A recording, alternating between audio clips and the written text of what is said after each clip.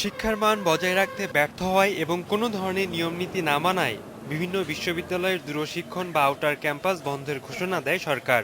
তবে সেই নির্দেশনা তোয়াক্কা না করে রাজশাহীর তালাইমারি মোড়ে আউটার ক্যাম্পাস পরিচালনা করছে নর্দার্ন ইউনিভার্সিটি। দারুল ইহসান ইউনিভার্সিটির কার্যক্রম আরও ভয়াবহ। উপজেলা পর্যায়ে ক্যাম্পাস খুলে বসেছে বিশ্ববিদ্যালয়টি। সিলেটের 4টি বেসরকারি বিশ্ববিদ্যালয়ের মধ্যে 3টিরই নেই নিজস্ব ক্যাম্পাস। নগরীর শপিং সিটি আলহামরায় কার্যক্রম পরিচালনা করছে মেট্রোপলিটন ইউনিভার্সিটি। সুরমা ও রংমহল টাওয়ারে চলছে রিডিং ইউনিভার্সিটি, আর তালতলায় এই ভবনে ক্লাস করছে নর্থ ইস্ট ইউনিভার্সিটির শিক্ষার্থীরা। নিয়মিত ফি দিয়েও কাঙ্ক্ষিত সুযোগ সুবিধা না পাওয়ার অভিযোগ করেছেন শিক্ষার্থীরা। টাকা দিয়ে নাকি আমরা সার্টিফিকেট কিনে নিচ্ছি, এগুলো দেখে আমাদের ভয় দেখা আর কি। আমরা কি করব সেটা আমরা নিজের লাইফ নিয়ে কনফিউজড।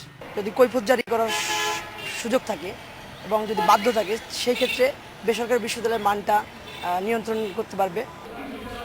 এসব বিশ্ববিদ্যালয়ের শিক্ষার মান নিয়ে প্রশ্ন তুলেছেন শিক্ষাবিদরা।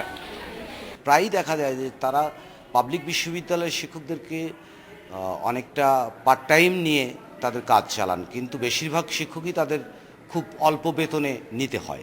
এরকম একটি জায়গার থেকে যথেষ্ট সার্ভিস পাওয়া কিন্তু ওই শিক্ষকদের কাছ থেকে সম্ভব না। শিক্ষার মান নিয়ে প্রশ্ন উঠলেও অভিযোগ মানতে নারাজ বিশ্ববিদ্যালয় কর্তৃপক্ষ। যারা ব্যবসা করে সার্টিফিকেট বিক্রি করে তাদেরকে বন্ধ করেন। এই দুই একটা ইউনিভার্সিটির জন্য ঢালাওভাবে সবাইকে তো দোষারোপ করা বা এই শিক্ষা প্রতিষ্ঠানগুলোকে ব্যবসা প্রতিষ্ঠান হিসাবে ট্রিট করা তো ঠিক না। বেসরকারি বিশ্ববিদ্যালয়ের দূরশিক্ষণ বা আউটার ক্যাম্পাস পরিচালনার বিষয়টিকে সার্টিফিকেট বিক্রির কারখানা বলে অভিহিত করেছেন শিক্ষাবিদ ও বিশ্লেষকরা। রাকিব খান, ইন্ডিপেন্ডেন্ট নিউজ।